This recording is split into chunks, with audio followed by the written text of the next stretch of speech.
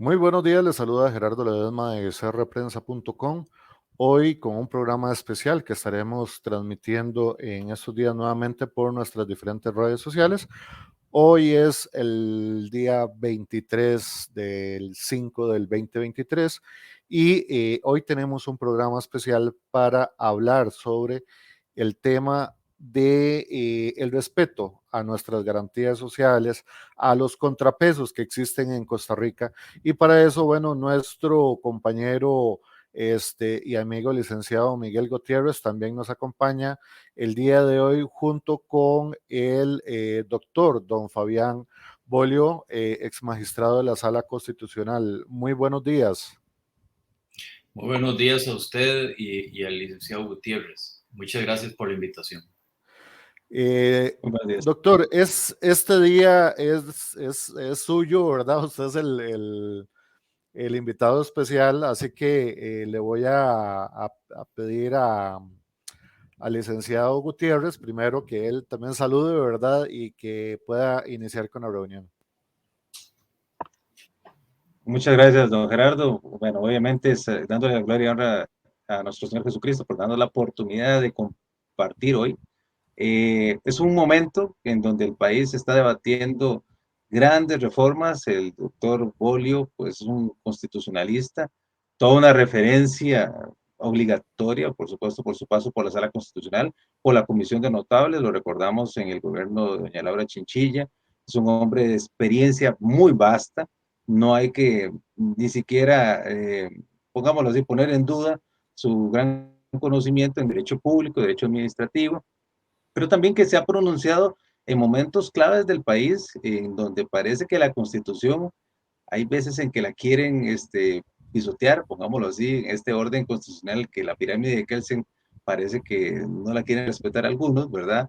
Y que simple y llanamente lo que es la ley magna, pues está siendo normalmente modificada o sujetada a pequeñas leyes que se van creando al calor de un momento político.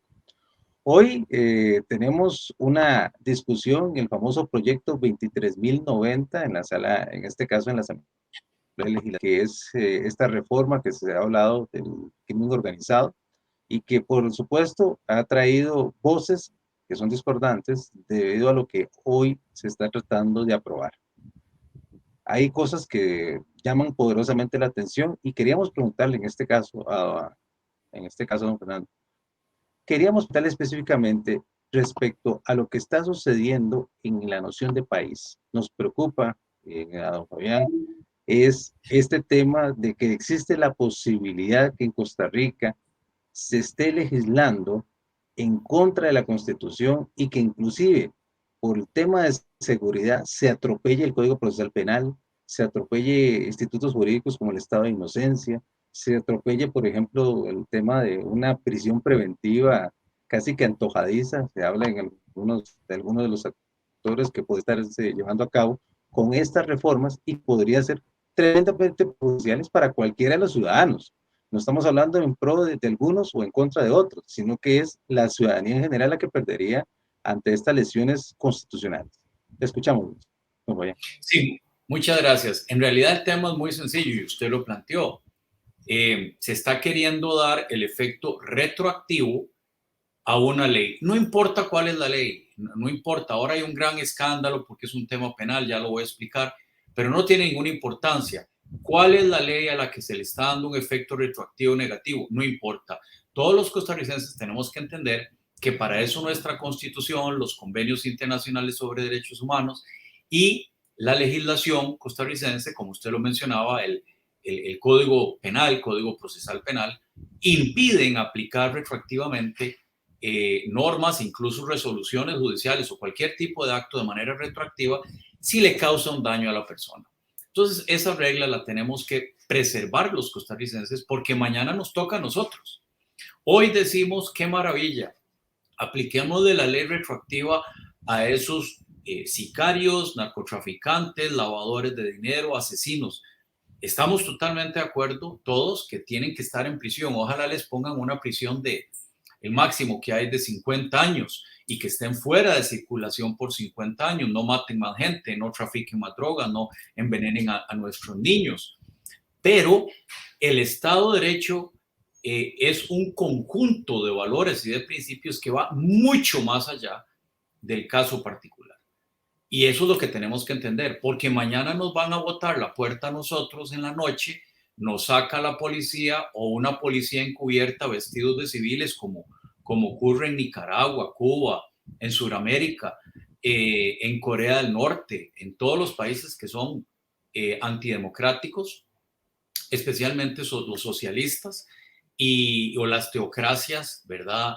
Autoritarias de Oriente, le botan la puerta, se lo llevan a usted, dicen, es que pasamos una ley y ahora lo que antes era un acto legal, ahora es un delito y usted se sacó la lotería, el número premiado iba para la cárcel y lo vamos a juzgar con una ley nueva por una conducta que ayer era lícita. Entonces, de eso es lo que tenemos que protegernos. No importa, repito, lo que estemos discutiendo hoy. Ahora, en segundo lugar, ¿qué es lo que se está discutiendo? Bueno, hay un proyecto de ley que restablece las potestades de los jueces para poder autorizar intervenciones telefónicas, allanamiento de propiedades privadas, secuestro de bienes, dinero, documentos, la extensión de los plazos de las acusaciones, de los procesos penales, que para nuevos delitos, una extensión de estas potestades para nuevos delitos, pero también para crear una nueva figura que es llamar la conducta de varios como crimen organizado. Y al llamarla y calificarla de crimen organizado, es decir, se trata de una banda, se aplican estas potestades. Pero nosotros decimos, ¿cuál es el problema, digamos, de aprobar esta ley? No hay ningún problema. Podrían aprobarse como todas las otras leyes, siempre y cuando tengan efectos prospectivos pro futuro. Todas las leyes se aprueban con efectos futuros. Es más, la Constitución lo dice y lo dice la ley. Rige a partir de su publicación. Punto. Lo que pasa es que en este caso quieren hacerlo retroactivo. Y ahí es donde, como decimos los ticos, ahí es donde la chancha torció el rabo. Porque lo que pasó es que en el año 2019 la Corte quería que se mantuviera suspendida la ley que creó esta nueva jurisdicción especializada contra el crimen organizado. Significa que hay que crear juzgados, contratar personal, el personal administrativo, las computadoras, los edificios, las salas de juicios, los tribunales de apelación, fiscales, defensores públicos. Es decir, es todo un aparato administrativo solamente para este tipo de conductas. Muy bien, pero como no había dinero, se pretendía mantener suspendida la ley, que no entrara en vigor. Cometieron unos errores garrafales, la Corte, la Asamblea, el presidente Alvarado, Carlos Alvarado, su gobierno, ¿verdad? Y finalmente, la ley que pretendía que se mantuviera suspendida esta jurisdicción hasta que existieran fondos, salió publicada 16 días después de que entró en vigor la ley, ¿ya? Es decir, yo uso siempre el ejemplo de un tren. Usted está en el último vagón en la estación de ferrocarril, pagó su tiquete, está sentado, se está tomando un fresco, sale el tren y el vagón quedó allí botado en la estación. Y usted dice, hey, ¿pero qué pasó? Hey, es que no engancharon el último vagón y el tren se fue. Y usted quedó en la estación. Bueno, esta ley se quedó botada en la estación. Nunca salió. ¿Por qué? Porque nunca se acopló a la ley anterior. De manera que esos 16 días, ese vacío, que es como decir el cañón del río Virilla, impidió mantener la ley suspendida. ¿Y por qué era importante que la ley se mantuviera suspendida? Porque tenía la derogación de un famoso artículo 2 que decía esto. que ante ese crimen organizado se permitía intervenciones telefónicas en nuevas conductas, allanamientos a propiedades privadas para nuevas conductas, nuevos delitos, secuestro de bienes y la extensión de los plazos, ¿verdad? ¿Qué pasó? Entró en vigor la derogación. Al desaparecer la norma, es, como decimos los ticos, cuando uno le zafan el piso, como si se abriera el piso y usted se cae. Bueno, no, quedó un vacío de norma. Entonces, ese vacío produjo, vean qué error, que los jueces, los fiscales, el OIJ, siguieran aplicando una ley, una norma inexistente, derogada. No era lo que se quería, pero por esas torpezas, por haber hecho todo tarde y sin la premura y la eficiencia necesaria de la Corte, de la Asamblea Legislativa, de la Fiscalía, del Poder Ejecutivo, se publicó 16 días después esa suspensión. Entonces, repito, el vagón último se quedó en la estación de ferrocarril y el tren se fue. Entonces, ¿qué están haciendo ahora? Termino esta primera explicación. Los diputados se dieron cuenta de este error tan grave, que es que aplicaron una ley derogada y que puede ocurrir que todos los actos que se hicieron respecto de centenares de acusados sean nulos. Todos los secuestros de bienes, allanamientos, intervenciones telefónicas, ¿verdad? Y extensión de prisiones preventivas son nulos porque no había ley. Y nadie se había dado cuenta también de porque no se hace el estudio correspondiente. Yo no soy abogado penalista, no conozco los casos. El fiscal mencionó una serie de casos que nunca había visto publicados, pero en fin, son muchos. Vean qué grave. Y nos dejan, entonces, quieren hacer la ley retroactiva, la de ahora, restableciendo el mismo artículo que fue derogado, que nunca se suspendió, sino que quedó derogado. Entonces quieren hacer hacia atrás el mismo artículo, creyendo que con eso usted se va en el túnel del tiempo, como aquella serie de televisión y la película de Vuelta al Futuro y todas aquellas que muestran cómo usted viaja hacia atrás, que no lo podemos hacer, y en derecho menos. Y entonces dicen, hagamos retroactiva la misma normita, la misma norma, y se la aplicamos a todos los que ya tenían un juicio hace años, o sea, antes del 13 de octubre del año 2019, ¿verdad? Y dejemos los presos en prisión preventiva y sigamos los procesos, haciéndole retroactiva la facultad de prorrogar la prisión preventiva. Bueno, lo voy a plantear en estos términos. Suponga que ustedes, costarricenses, atropellan a una persona. No lo queremos, Dios no lo quiera, pero les abren un juicio penal. Y ustedes están sufriendo una prisión preventiva, por ejemplo, de 6 meses. Y digamos que ya le corresponde salir porque no hay una norma que autorice a extenderla, supongamos. Y cuando usted ya va a salir, digamos, le falta un día para salir, aprueban una ley que dice que en esos casos de atropello se puede duplicar la prisión preventiva.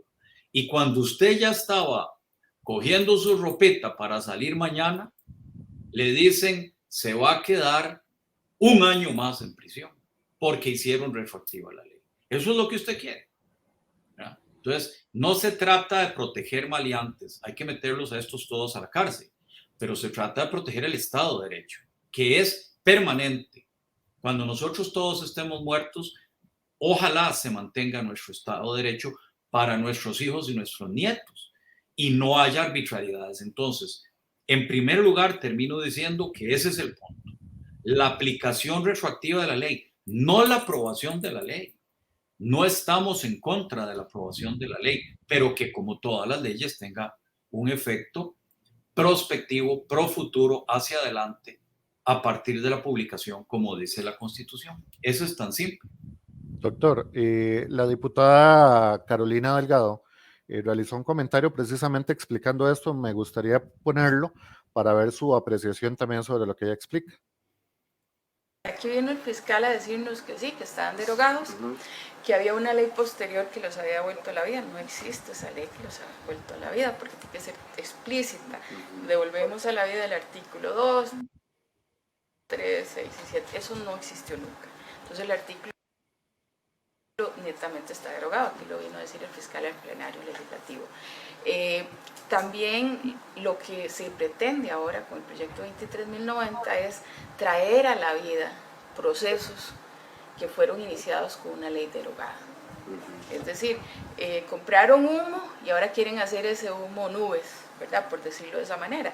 No se puede hacer.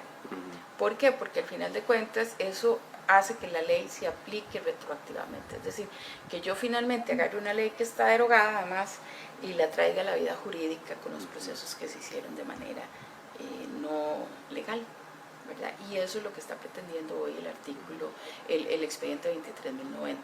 En dos partes, en una dice vamos a seguir con lo que se venía hasta el momento y en la otra vuelve a decir lo mismo en un transitorio. Entonces hemos indicado que Bueno, ahí se quedó pegado los últimos segundos. Y doctor, ¿cómo ves ese tema? Bueno, es que ella tiene razón y está haciendo una batalla como Don Quijote de la Mancha, ¿verdad? O el Cid Campeador, sola. ¿Por qué? Porque la diputada lo único que les está diciendo a los diputados es a los otros 56 diputados, o creo que hay uno más que está en la misma posición. Señores, aprueben la ley, pero no con efecto retroactivo. Aprueben la ley con un efecto posterior. Esa es toda la discusión.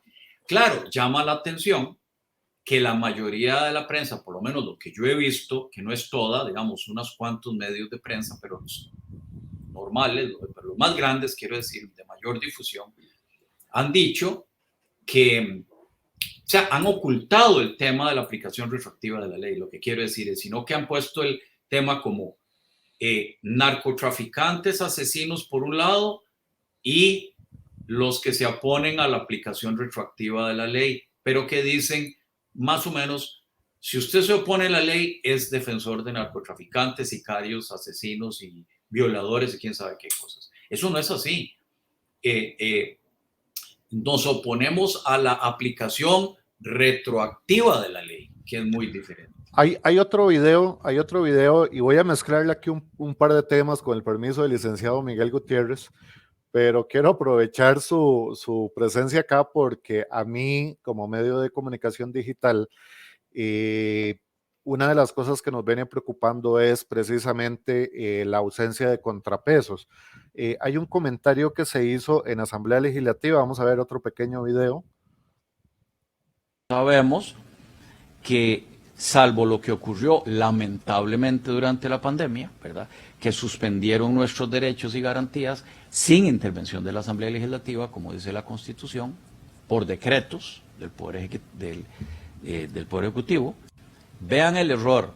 La Constitución diría que esta inmunidad no surte efecto en el caso de delitos tipificados en la Ley contra Corrupción y Enriquecimiento Ilícito. Es decir, la Constitución o se degrada a ley o eleva la ley a la Constitución, ¿verdad? Es decir, citar una ley así específica ya es un grave error. ¿Qué pasa, como decía el diputado Dengo, con una futura reforma a esa ley? ¿Qué pasa si la derogamos? ¿La podemos derogar? No la podemos derogar porque está citada en la Constitución. Y luego dice, y los delitos contra los deberes de la función pública, tipificado en las secciones tales y tales y tales del título tal. Ahí se nos está pegando un poquito, pero creo que es una buena reseña para darnos cuenta de algo. Cuando hablamos de mafia organizada y estamos viendo que Costa Rica no ha reaccionado a diferentes eventos en lo que podemos conocer como contrapesos ante acciones dentro de la administración pública que se supone que no puede ir más allá de lo que la ley les permite y que por lo tanto podría permitirse dentro de esta actuación de los funcionarios públicos, servidores públicos dentro de los 3 poderes de la República, sea de elección popular o no, esta estructura podría ser tomada incluso por una mafia internacional como la que se dio en Venezuela o en Nicaragua, porque por lo que veo ya no existen contrapesos. O sea, en este momento la aplicación de la ley a dedo a un tema ideológico, no científico, porque muchas de las cosas que se han dado en los últimos años no tienen base científica, y como usted verá, uno de los mensajes que ponemos abajo en nuestra pantalla es: la ausencia del debate es la presencia de la corrupción. Para concretar, ¿qué pasó con aquellos debates públicos que se daban hace 20 años?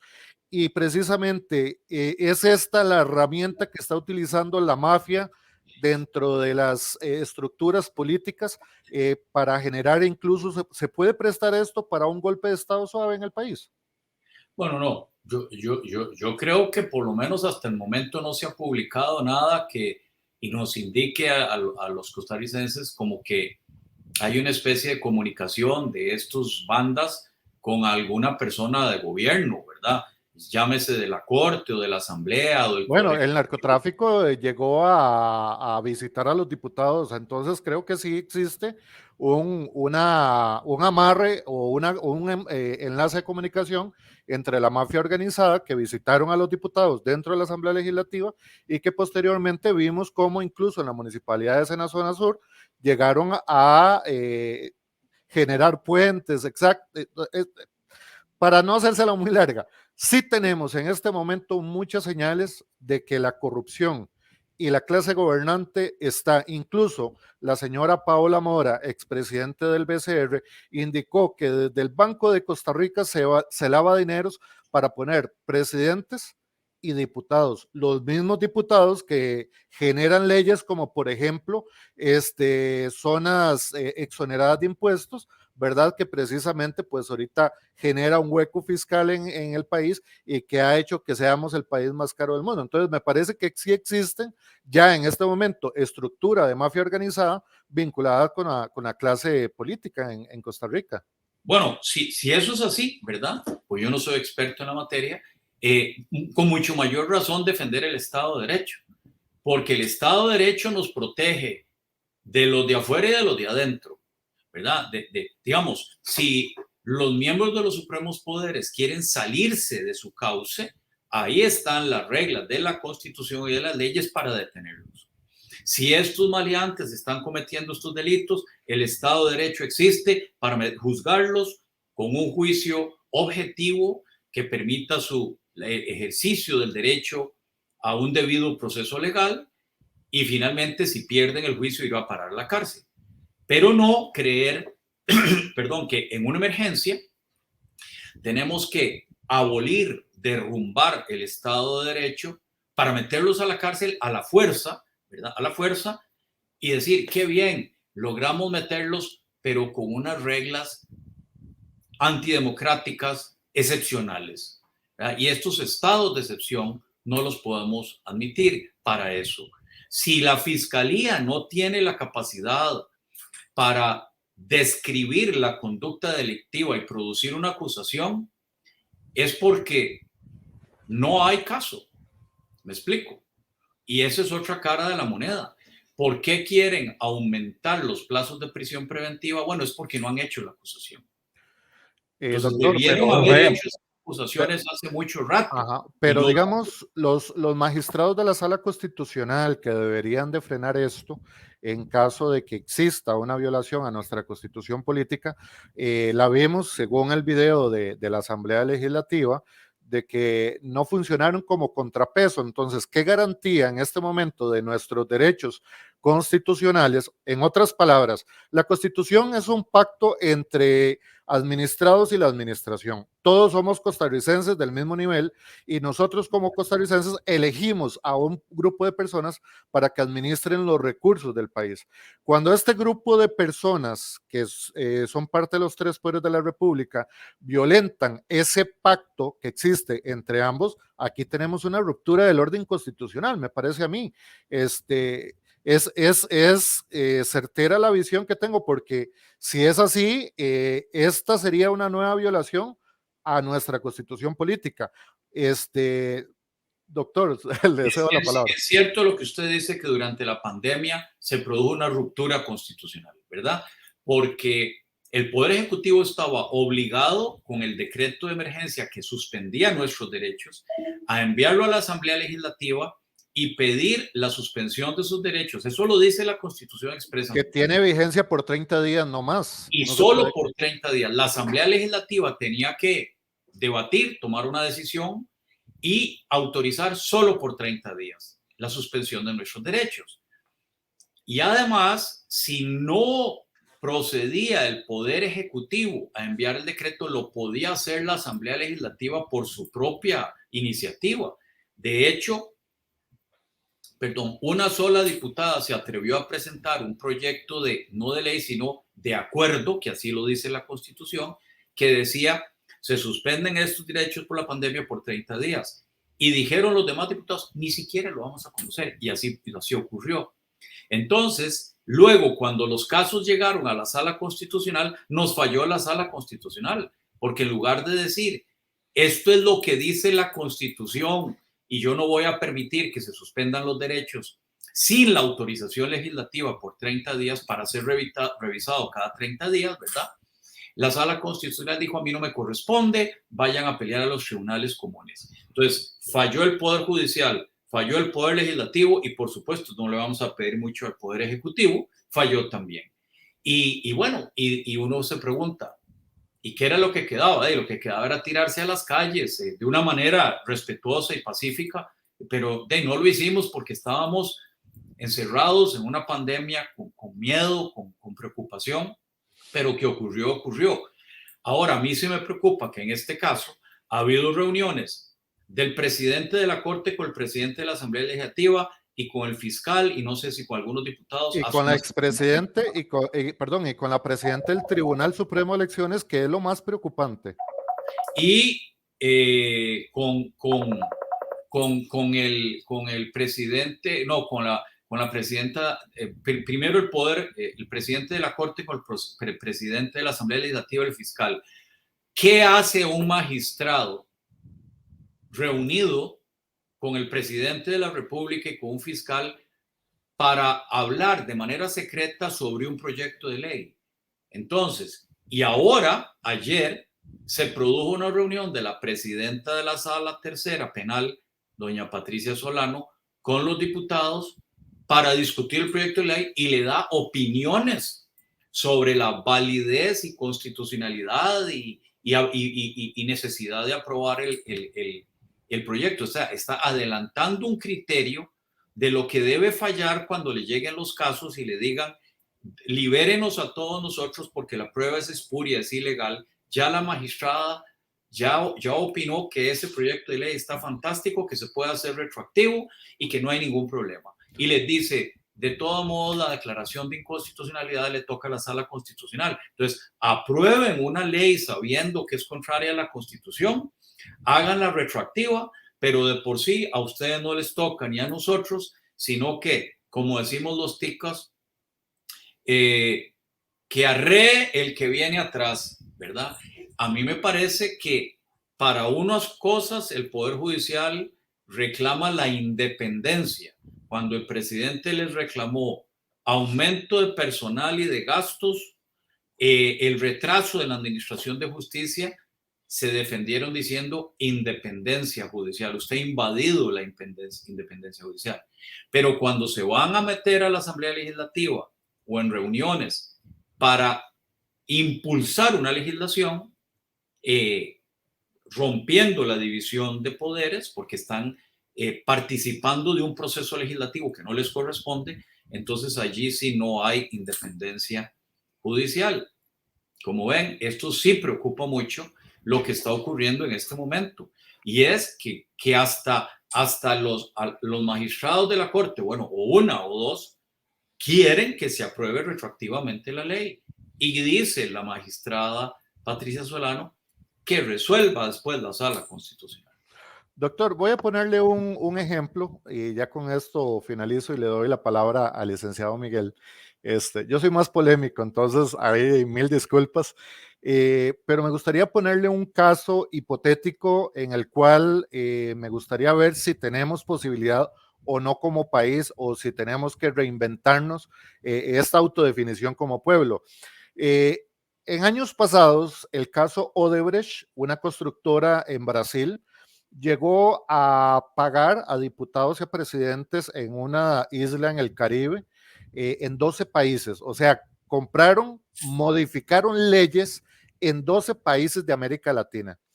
Ese caso Odebrecht obviamente es un ejemplo de cómo una gran empresa puede llegar a comprar conciencias dentro de la esfera política, tanto del poder legislativo, judicial como el ejecutivo. Acá en Costa Rica estamos viendo una estructura muy similar que fue precisamente con la pandemia, en la cual vimos cómo se firmó un contrato que nuestra Constitución también establece que debe ser conocida por la Sala Constitucional y por los diputados de la República. Ese contrato aparentemente no cumplió con lo que establece nuestra Constitución política, por lo tanto, internacionalmente no debería de tener ninguna validez jurídica, porque simplemente la persona firmante no estaba en capacidad de poner en riesgo la soberanía del país. De hecho, nuestra Constitución dice que si una persona se asume la soberanía, es un traidor de la patria, ¿verdad? Y por lo tanto, este contrato que hoy día el presidente de la República, Rodrigo Chávez Robles, dice que no lo pueden abrir porque está blindado. Esto me preocupa muchísimo porque me parece mucho que puede existir un caso de corrupción al estilo del caso Odebrecht, donde incluso la farmacéutica Pfizer, que es uno de los contratos que se quiere abrir y que no lo quieren abrir, ha modificado leyes, incluso donde nuestra Constitución política establece muy bien, ¿verdad? Que el derecho a la vida es un derecho inviolable, pero resulta que generan una Comisión Nacional de Vacunación que aparentemente tiene poderes supraconstitucionales, en el punto del cual no se puede llevar a debate. Mi persona personalmente le solicitó al presidente de la República un debate público técnico científico, porque no es un tema ni de políticos ni de periodistas, es un tema científico, y la Comisión Nacional de Vacunación hasta este momento no ha demostrado científicamente ni ha respaldado con documentos lo que ellos han externado. Entonces me parece más que aquí se configura la posibilidad de un delito internacional al estilo constructora Odebrecht, donde modifica, o sea, le pagan a diputados y presidentes para que modifiquen leyes y reglamentos para que una marca se pueda ver beneficiada, al punto que hasta este momento no se conoce un contrato que podría ser ilegal porque simplemente no se llevó el proceso correspondiente de presentarse a la Asamblea Legislativa y de presentarse a la Sala Constitucional. Ya con eso termino. Para eso es el Estado de Derecho, ese es un buen ejemplo. Si el contrato fue declarado confidencial al momento de firmarlo y un costarricense dice, entrégueme ese contrato, que es un contrato público que se financia con fondos públicos, se paga con fondos públicos, debería haber un proceso muy ágil que permita abrirlo, ¿verdad? Que permita publicarlo. Pero resulta que si un ciudadano presenta un juicio contra el Poder Ejecutivo, va a demorar como 6 años. Entonces, no hay justicia ni pronta ni cumplida, porque cuando ya se dicte la sentencia dentro de 6 años, ya no tiene relevancia o no tiene interés actual. Ahí sí, la independencia del Poder Judicial funciona a la inversa, ¿verdad? Porque solo la Sala Primera de Casación demora 3 años en conocer un caso. 3 años. Y lo que demore la primera instancia, que pueden ser 2, quiere decir que usted va a ver ese contrato dentro de 5 años. Y eso por encima del derecho a la vida, porque, por ejemplo, yo conozco personas que son alérgicas al maní y otras al camarón. Por lo tanto, a estas personas no se les puede obligar. Yo no le puedo decir que para entrar a mi empresa deben de comer camarón o deben de comer maní. Esta sustancia se ha comprobado que ha generado reacción alérgica y aún así se le obliga incluso a funcionarios públicos dentro de la misma Caja Costarricense del Seguro Social. Esto me preocupa mucho porque se está dejando el derecho a la vida de lado.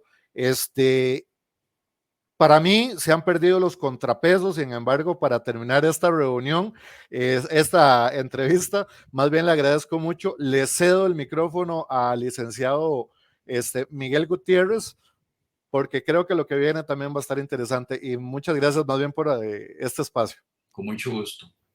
Licenciado. Don Fabián, muy amable, don Gerardo. Don Fabián, vemos contrapesos. La Constitución, usted dice las garantías constitucionales, obviamente una justicia pronta y cumplida. Me preocupa mucho este tema del estado policíaco, el estado del miedo a través de la inseguridad, que sabemos que el fenómeno de la inseguridad es un fenómeno estructural que tiene que ver con muchos componentes, no solamente es el tema de meter presos a X números de personas, porque sería realmente de trasladar la bolanía de un sistema carcelario que realmente es vergonzoso el nuestro. Hay que decir las barbaridades que ocurren en el sistema penitenciario costarricense y que todos las conocemos, las falencias estructurales y demás, especialmente en derecho en contra de las mujeres. Por ejemplo, el derecho de las mujeres que están privadas de libertad, bueno, y con decirle que la única centro penitenciario para mujeres es el Buen Pastor, conocido popularmente, y los que viven, por ejemplo, en Talamanca o en las zonas rurales, no pierden prácticamente el acceso a sus familias. Bueno, todo eso que se ha hablado históricamente de las remodelaciones que deben haber y por supuesto un avance a pongámoslo, un modelo mucho más humanizado que realmente estamos debiendo mucho. Bueno, don Fabián, concreto, estado de excepción. Hay gente que está pidiendo a gritos, dado esta campaña mediática del miedo, que sirve muy parecido a lo que sucedió en la pandemia, para justificar reformas legales que van en contra del mismo ciudadano. Y usted lo ha dicho muy bien, no cuidar el Estado de Derecho va en perjuicio de todos nosotros. ¿Qué significa? Que a golpe del tambor algunos quieren tener mayores atribuciones y pasarle por encima a los demás. Vamos a ver, en la pandemia cerraron negocios, nos restringieron la libertad de tránsito, hubieron arrestos inclusive en las casas de las personas porque se reunían con sus familiares por una fiestita, se los llevaban presos a las personas, bueno, allanamientos de todo tipo, bueno, violaciones a las libertades individuales y demás. Bueno, ahora bien, le pregunto a usted, en este momento, este estado de excepción que algunas voces andan diciendo que lo quieren aplicar en Costa Rica, ¿es posible? No para eso, no para combatir la criminalidad común. Es que ahí es donde está la diferencia y ahí es donde tenemos que proteger el Estado de Derecho, porque la Constitución no habla de un estado de excepción para capturar narcomenudeadores o a estos sicarios o estas guerras entre bandas, porque la mayoría de los asesinatos son cometidos por unos narcos contra otros narcos. Pero eso es simplemente, por decirlo de alguna manera, un tema causado por el tráfico de drogas a través de Costa Rica, ¿verdad? Porque somos un puente por la cercanía con Estados Unidos, no somos productores, pero tampoco unos consumidores importantes, diría yo, somos pocas personas. Pero eso no es una de las justificaciones o de las causas para declarar un estado de excepción y que levante algunos de nuestros derechos como cuáles. Digamos, es que la pregunta que se haría uno es, ¿cuáles? ¿Será que se va a permitir, se va a impedir el derecho de defensa ante una acusación penal, tener un abogado, el que la acusación esté perfectamente delimitada, el ejercicio del derecho a un debido proceso legal? ¿Será eso? ¿O será que van a autorizar allanamientos sin intervención judicial? Entonces la policía, como decía yo, le bote a usted la puerta y diga, es que nosotros creemos que tenemos un caso aquí, le vamos a botar la puerta y nos vamos a llevar a estos y a estos presos sin que intervenga un juez. Yo no lo he visto planteado así, pero digamos, la pregunta sería, ¿esos son los derechos que van a suspender para combatir la delincuencia común porque esto es una delincuencia común. Aquí no estamos viendo una invasión a nuestro territorio, o no son terroristas, como unos iraníes que entraron una vez, que venían aquí muy sospechosos, que no se sabía a qué venían. La prensa lo publicó y se fueron. Alguna vinculación había con el gobierno. Decían, ¿no? ¿Qué es esto? ¿Será este un caso de seguridad nacional? ¿Necesitamos suspender los derechos de los costarricenses para saber quién es el narcotraficante, quién es el sicario y meterlos a la cárcel? No. Entonces, no se ha planteado así, el gobierno no lo ha planteado así, pero no procede de todos modos. Don Fabián, pasamos en los últimos años con piezas realmente lamentables en este tema del engranado institucional. Recordamos la UPAT, ese sistema de espionaje que obtuvo los datos suyos, los míos y los de todos, y que aún hoy no se sabe dónde están. Se suponía que fueron a unas computadoras personales y que de ahí los datos fueron, y hoy, N número de años después, no hay una sola persona encarcelada por este tema. Como usted decía muy bien, la independencia judicial y los procesos judiciales tienen su propia dinámica y pues todos conocemos hacia qué rumbo va ese barco. Pero además de eso, tenemos que ocurrió hace poquito tiempo, menos de 2 años, la prueba de 70,000 niños y niñas de escuela, de 5º grado de escuela, que les hacen una prueba FARO para evaluar supuestamente su situación socioeconómica y les preguntan situaciones de datos privados y que intervenían en la esfera de su familia y de su ambiente familiar, etc. También sancionado por la Sala Constitucional en sendos votos respecto a eso, pero que ninguna de esas personas ha sido responsabilizado penalmente. También ha habido denuncias, pero no hay un solo responsable. Usted tocaba que estos errores de esta ley de la jurisdicción de la delincuencia organizada tienen responsables en la fiscalía, en magistraturas y en otros lugares que también, exdiputados y demás, que también participaron de eso, pero tampoco hay un solo responsable en los centros penitenciarios. ¿Qué es el tema? Que estamos mandando a las cárceles a los pobres, a la gente que está por, qué sé yo, por transporte de droga, lo que sea, pero la corrupción no la estamos tocando. En el tema concreto, lucha contra la corrupción, está pendiente la tarea en el país y realmente hay algo por hacer, porque el Estado de Derecho parece que no toca en el tema de corrupción, a pesar de que hay senda legislación, hay temas inclusive recientes, y que también tenemos una convención interamericana contra la corrupción. La Convención Interamericana de Derechos Humanos es el Pacto de San José y que parece que Costa Rica no lo respeta, por ejemplo, ¿verdad? La Constitución misma habla de mucho de lo que nosotros hablamos de las responsabilidades del servidor público, pero a la hora de aplicar todo eso, no encontramos un Estado de Derecho realmente, unas instituciones que vayan realmente a las necesidades de lo que exige el pueblo. ¿Qué opina usted, don Fabián? Sí, bueno, como decían nuestros abuelos, el frío no está en las cobijas. Tenemos la legislación para combatir el narcotráfico, más bien hay algunas normas abusivas porque son muy extensas y muy abiertas a la interpretación y no deberían ser así, pero ahí están.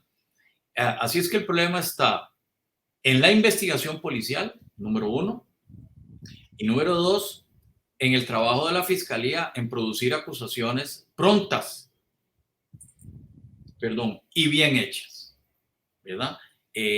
No es un problema de legislación. Entonces, no caigamos en la trampa de decir que necesito una legislación más autoritaria, más invasora de nuestros derechos, supresora de nuestros derechos, para llenar el vacío de la falta de investigación o deficiencia de investigación policial y la deficiencia en el desarrollo y en las acusaciones que debe hacer la fiscalía.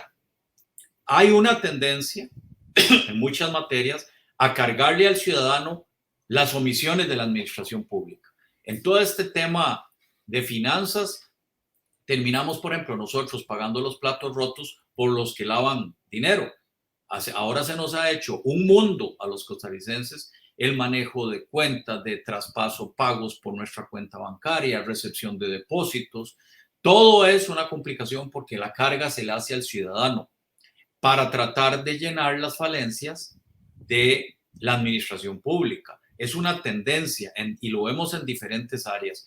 Hoy el Tribunal Supremo de Elecciones plantea unas reformas con las que no estoy de acuerdo para hacer más dura, más difícil, más complicada la vida de los partidos políticos, la financiación de partidos políticos. ¿Y por qué? Bueno, porque se les hace complicado, porque no tienen suficiente gente o no lo hacen bien, revisar esos procedimientos en la vía administrativa. Entonces, repito, mi tesis es la contraria.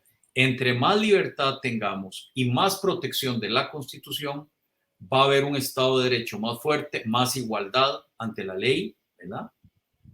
Y podremos incluso exigirle a estos funcionarios que hagan su trabajo, pero no nos carguen a nosotros la responsabilidad de perder nuestros derechos para entregarle herramientas draconianas, autoritarias a la administración, que puedan, como ahora propone el ministro de Hacienda, el ministro Gastón, porque no para el gasto público, entonces quiere más impuestos y nos dice, entonces yo quiero incautación, intervenciones de las propiedades de las personas y de las cuentas para cobrar impuestos.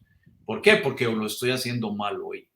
Entonces quiero que me den unas herramientas arbitrarias, autoritarias, que no pasan por los jueces, porque yo hoy hago mal las cosas. Pierda usted, ciudadano, para tratar de hacer mejor las cosas. Y eso es inaceptable. Don Fabián, quieren confiscar las cosas de la gente, popularmente, confiscarle los poquitos ingresos, sus propiedades.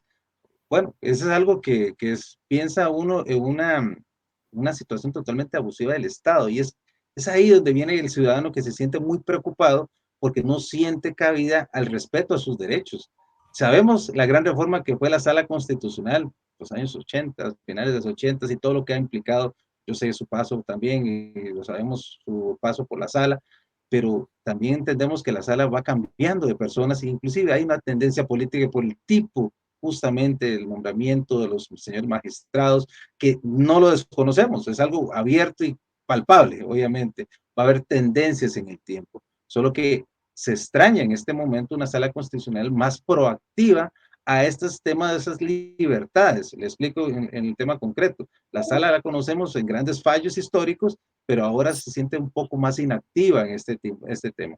Por ejemplo, y con esto vamos a casi cerrando la parte nuestra.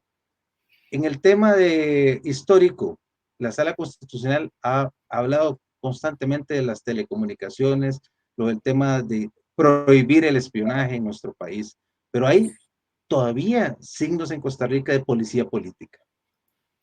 Por ejemplo, lo que conocemos popularmente con la Dirección de Inteligencia y Seguridad, en octubre del año pasado se da un incidente muy curioso, que era arrestos en pensión, de personas con pensión alimentaria hechos por civiles, que es justamente lo que usted acaba de hablar. Solo que nosotros no nos hemos dado cuenta por ese tema de que el costarricense está más preocupado en sobrevivir. Y al final la Dirección de Inteligencia y Seguridad se desmarcó diciendo que no fueron ellos, sino que fue una dirección dentro del Ministerio de Seguridad Pública, pero vestidos de civil. Entonces le pregunto a usted en lo concreto, ¿eso está dentro del marco de derecho? Porque sabemos una Ley General de Policía que establece uniformes y que además una identificación del funcionario que te va a arrestar. Es preocupante que eso se está dando en Costa Rica, solo que son pequeñas señales para que ya después la ciudadanía parezca que no tenga ninguna forma de defenderse. Y hay casos van y casos vienen a la Sala Constitucional al respecto. Paro, que le acabo de decir, el tema de UPAD, que también llama poderosamente la atención, que la resolución de UPAD se da 2 años o 3 años después, obviamente, ¿verdad?, del recurso de amparo, y la inconstitucionalidad, que ya sabemos que demora bastante tiempo. O sea, el Estado de Derecho, el ciudadano siente que va a ser muy largo, que va a llegar esa justicia y casi que prácticamente ya va a ser el daño irreparable. Entonces, al respecto le pregunto, ¿cómo defiende el ciudadano sus derechos? Bueno, no, yo le hablaría de dos cosas. Primero, la llamada policía de inteligencia existe en todas partes del mundo porque es una necesidad. Los grandes países, las grandes democracias como Inglaterra, Italia, Francia, Estados Unidos, Sudamérica, cualquier país. Bueno, ahí hay algunas excepciones, pero Japón, Australia, ¿verdad? Son países que tienen una inteligencia, una policía que se preocupa de la seguridad del Estado, que aunque es un delito común, no se investiga con la policía común, porque, por ejemplo, no se sabe si va a entrar esos iraníes que entraron aquí. ¿Qué pasa si venían a matar al presidente o a poner unas bombas? O no lo sabemos. Alguien que va a atentar contra los miembros de los supremos poderes o desestabilizar el sistema político por diferentes medios violentos. Eso no significa que estas policías en todas partes del mundo violan la ley. No lo pueden hacer. Trabajan dentro de el marco de la ley y de la constitución de cada país, como en Costa Rica. Por ejemplo, al día de hoy yo no conozco un solo caso que alguien haya dicho que lo espiaron ilegalmente la Dirección de Inteligencia y Seguridad. Nadie, incluso los izquierdistas que antes creían que todo el mundo los perseguía, no han podido decir cuál es el caso concreto. Así es que yo creo que eso no ha ocurrido, por lo menos nunca he conocido una noticia. Pero ahora la pregunta es, ¿cómo nos defendemos los costarricenses? Bueno, sí tenemos esas herramientas. Vea usted que el Tribunal Contencioso Administrativo ha suspendido decretos del Poder Ejecutivo antes y ahora. Tenemos una barrera importante ahí, ¿verdad? La Sala Constitucional funciona con los defectos que usted ha dicho, porque el amparo se convirtió en una inundación de casos y no se ha querido entrarle a una reforma que limite ese amparo, porque se presenta contra lo que usted quiera, cualquier funcionario, ¿verdad? Y eso a la Sala Constitucional los ha desviado en su atención. Pero sí tenemos en los tribunales de justicia una defensa importante para nuestros derechos. Don Gerardo, cerramos con usted. Muchas gracias. Ok, muchísimas gracias. Doctor, eso que usted acaba de decir sobre que la Sala Constitucional se le ha inundado de recursos, esto no solamente es preocupante, sino que también podría ser un reflejo del actuar del funcionario público, ¿verdad? Quien ha venido violentando sin consecuencias la voluntad popular, la voluntad del pueblo, y donde se han violentado garantías, pero no existen consecuencias reales, ¿verdad? Lo cual es bastante preocupante. Y te voy a poner un ejemplo. Ok, me indica Miguel que se va a tener que retirar. Entonces, muchísimas gracias a Miguel. Entonces, doctor, para el gobierno, vamos a ver, había un diputado que se llamaba Roberto Thompson. Este diputado, junto con un exministro de Seguridad, Michael Soto, habían impulsado el hecho de utilizar números de placa en los cascos y los chalecos de los motociclistas, una ley ya derogada en países como Colombia porque no tienen efectividad, y que esto lo único que podría llegar a hacer es beneficiar a algunos comercios, pero no afecta en no absoluto para nada el tema de seguridad. Incluso para ese entonces, en una entrevista que realizó el señor, vamos a ver, bueno, en este programa de Matices, ya se me olvidó el nombre de este periodista, había una entrevista que le hicieron. Para ese entonces yo estaba con el grupo de los motociclistas, y una de las cosas que yo le planteaba es que si un motociclista observa la comisión de un delito, ¿verdad? El narcotráfico y los sicarios, pues utilizan anillos de protección igual que las policías, y a los 50 metros pues también tienen personas armadas y utilizan dispositivos de grabación, y que esto podría exponer incluso vida de testigos judiciales ante muchos tipos de hechos o crímenes, y que incluso puede poner en riesgo la familia de aquel motociclista que fue testigo. También otro de los temas es que se hablaba de que a un motociclista lo pueden secuestrar, ¿verdad? Para cometer un delito con su casco y con su chaleco, luego dejan la moto botada por ahí, liberan al motociclista y esto pues deja al motociclista con un tema jurídico bastante complicado.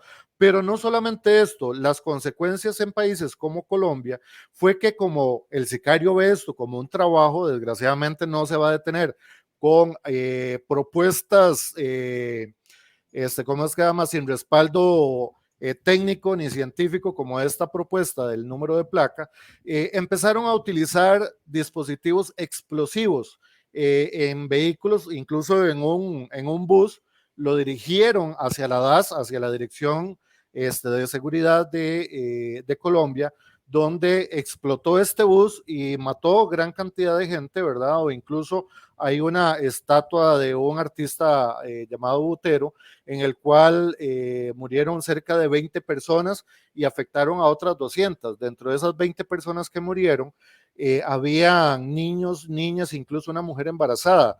¿Eso qué quiere decir? Que las consecuencias de tomar este tipo de medida podría más bien pasarle la factura a personas inocentes que no tienen nada que ver con los hechos que se están cometiendo. Entonces esto es bastante preocupante cuando se tacha a una persona como experto en materia de seguridad que trae este tipo de propuestas, cuando ya en gobiernos anteriores, o sea, desde gobiernos anteriores hasta la fecha tenemos 20 años que se ha convertido en un carrusel de políticos, un reciclaje de políticos que ellos son los responsables de lo que estamos viviendo hoy en materia de seguridad.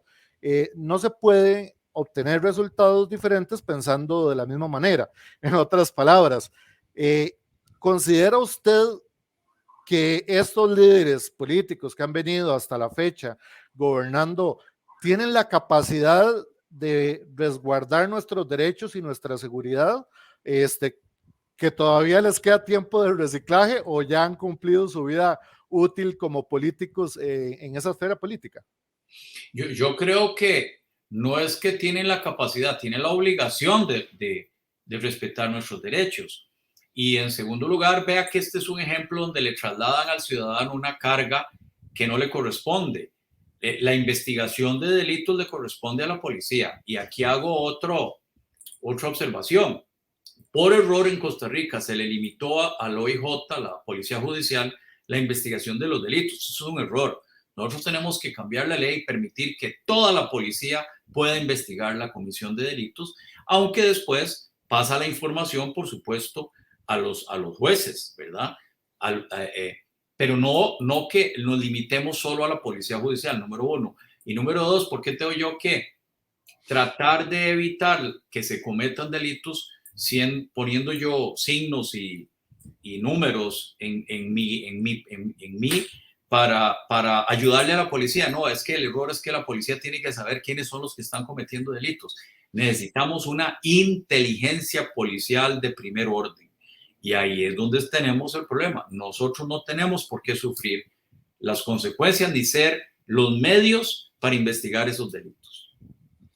Exactamente, esta incapacidad que tienen algunos políticos para asumir su responsabilidad, precisamente lo que debilita los derechos de los ciudadanos, y precisamente eso es lo que muchas veces inunda nuestros tribunales de justicia y nuestra propia sala constitucional. Los costarricenses tenemos que hacer uso de un derecho constitucional que es analizar las acciones de todos los funcionarios públicos. Si nosotros no contamos con medidas para llevarle consecuencias a esos políticos, recordemos que siempre podemos organizarnos como costarricenses para levantar nuestra voz y tomar nuevas decisiones e incluso modificar nuestra constitución para generarle consecuencias a estos funcionarios públicos, que muchos de ellos más bien parecen traidores de la patria, porque están generando acciones que simplemente violentan la paz que tenemos los costarricenses o teníamos los costarricenses. Doctor, muchísimas gracias. Él es el doctor Fabián Bolio. Perdón, ¿hay alguna pregunta que usted tal vez quería comentar y no le pregunté? Muchas gracias, muy amable por la invitación, muy honrado y a sus órdenes, y ojalá hayamos podido evacuar dudas para todos los radioescuchas o teleescuchas de ustedes. Muchísimas gracias. Él es el doctor Fabián Bolio Echeverría, ex magistrado de la Sala Constitucional, que espero nos pueda acompañar en nuevas entrevistas y principalmente porque aprovecho este espacio porque quiero que la gente entienda, CR Prensa nació precisamente para luchar contra la desinformación en muchos de los medios de comunicación de paga que se mueven a través de la pauta política. Nosotros nos movemos principalmente por la pasión de la libertad que nos heredaron nuestros abuelos. Cuando yo era niño jugaba en la escuela, en la calle al frente y me iba a jugar a los cafetales donde llegaba hasta comido cuando oscurecía el día porque uno comía frutas en los mismos cafetales y la seguridad era mayor. Y hoy día me preocupa mucho cuando muchos periodistas tachan a costarricenses de terroristas o tachan a costarricenses de antivacunas, por ejemplo. La libertad de prensa nos permite emitir muchos criterios y está bien, pero creo que también usted como lector, como escucha, como vidente de nuestros programas, también usted tiene que poner de su parte y entender algo.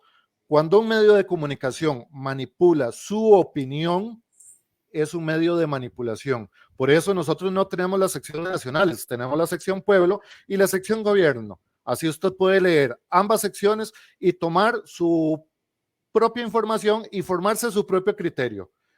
Nosotros también nos formamos el propio, ¿verdad? Entonces, muchísimas gracias, doctor, Gracias.